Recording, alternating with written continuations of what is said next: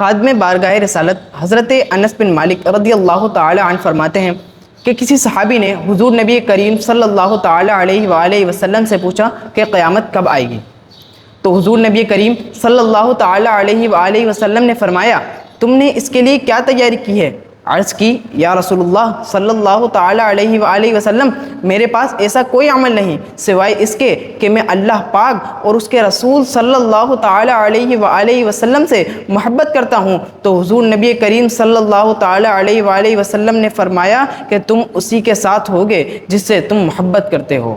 حضرت انس بن مالک رضی اللہ تعالی عنہ فرماتے ہیں کہ ہمیں کسی خبر پر اتنی خوشی نہ ہوئی جتنی اس خبر پر ہوئی۔ حضور نبی کریم صلی اللہ تعالی علیہ وآلہ وسلم کا فرمان ہے کہ تم اسی کے ساتھ ہوگے جس سے تم محبت کرتے ہو۔